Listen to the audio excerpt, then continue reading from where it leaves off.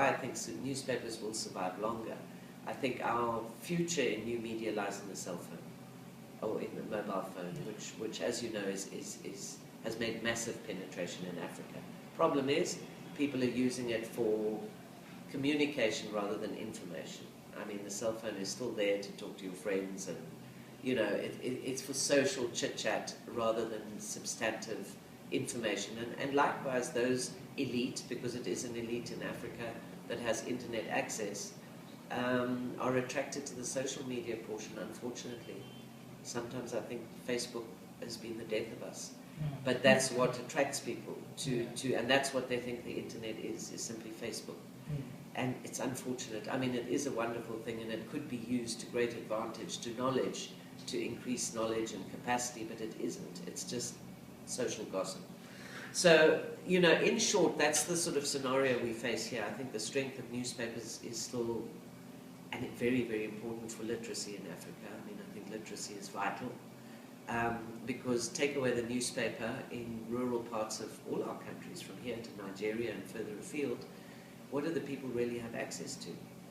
There are no libraries, there's no internet, and the newspaper is still something, at least, that even the school kids and so on can read on a daily basis, which is why I believe in sort of really elevating professionalism in our media. And one of the problems we face is what one could call a juniorization of the media. Say that again? Juniorization. There are a lot of trainees coming into the media now, and we don't deal with trainees anymore the way we did in the past. I mean, a trainee years back, you wouldn't let them get a darn story in the paper.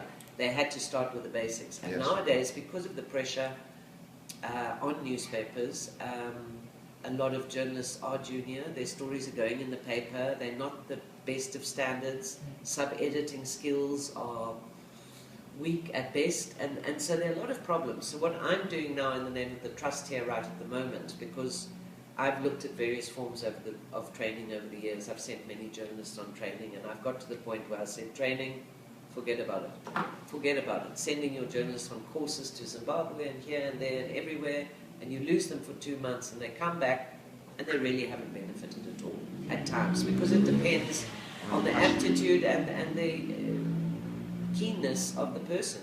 And often when they're in foreign capitals, or you send them to Johannesburg, they want to go shopping, they want to go, and they're worried about their per diems, and they blah, and it's an endless.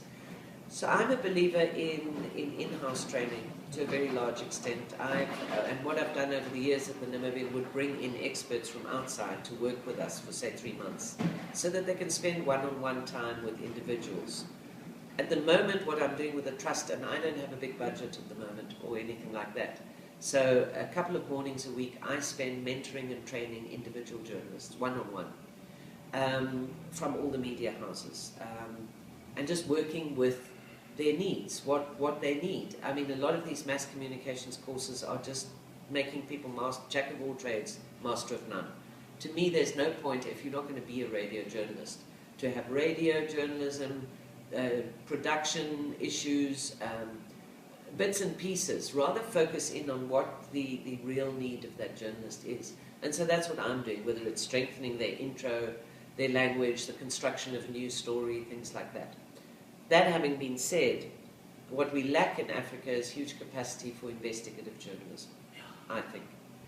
And this is a real problem, and I'm also trying to get my head round ways and means the Trust could be helpful with that, by bringing experts out, by working directly with journalists here. I've thought of the online issue as well, but I haven't got that far with it, just to do some of the training via online and then bring them to a place for a certain period to top them up. Because as you say quite correctly, a lot of the real stories in Africa I don't think are being covered here anyway.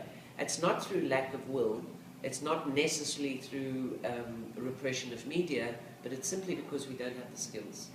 I mean, if you look at issues like here in Namibia, big talk about the oil industry, they found offshore oil, the Brazilians are here, and it's all sorts of issues. Our journalists didn't have the skills to really do a major investigative issue into things that are so critical, and the outflow of capital from Africa and things like that is still immense. So that, for me, there are a number of challenges, as you can hear, for journalism in Africa, and I'm just trying to picture how your institute might fit in with that.